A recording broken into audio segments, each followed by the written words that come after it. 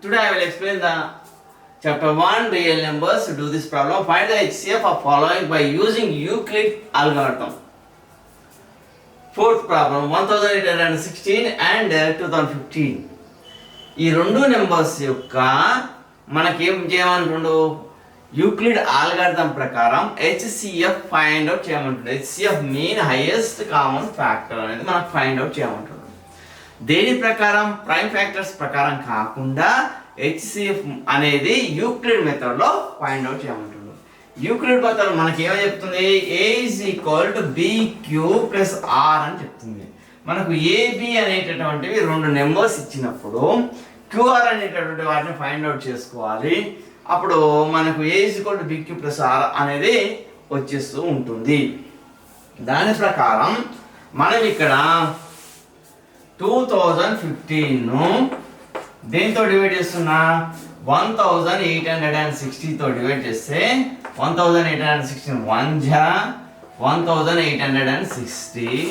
దీన్ని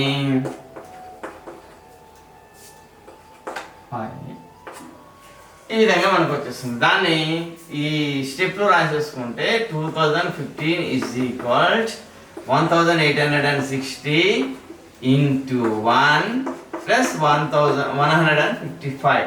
This is equation number 1. ఆ తర్వాత నెక్స్ట్ ఏం చేస్తున్నాం? 1816 divided by 155. 155 12 జా 1860 రిమైండర్ 0. దెన్ దీన్ని ఏ విధంగా రాస్తున్నాం? 1816 155 into 12 plus 0. This is equation number 2. ఎప్పుడైతే రిమైండర్ 0 వచ్చేసిందో ఇక్కడ ఉన్నది ఆన్సర్ అయిపోతుంది, హెచ్సిఎఫ్ అవుతుంది. అప్పుడు 1816 అండ్ 2015 హెచ్సిఎఫ్ ఈస్ 155. ఓకే, ఇది క్లియర్. ఇక్కడ మనం 2015 తీసుకొని 1816తో భాగిస్తే 1816 into 1 జా 1816 రిమైండర్ ఏమైపోతుంది? 155 వచ్చేస్తుంది. ఎప్పుడైనా dividend is equal divisor into quotient plus remainder రాసేస్తాం. దాని ప్రకారం యూక్లిడ్ ఆల్గారిథం ప్రకారం రాస్తే 2015 ఇస్ ఈక్వల్ 1816 ఇంటూ 1 జా 1816 plus 155 is equal 2015. This is equation number 1.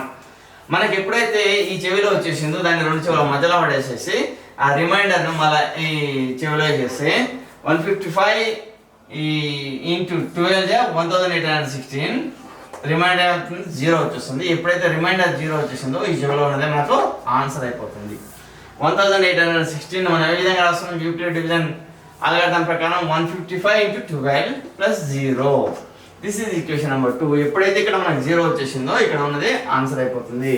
1816 and 2015 HCF is 155. Okay, ఇది clear. I will go to the next problem.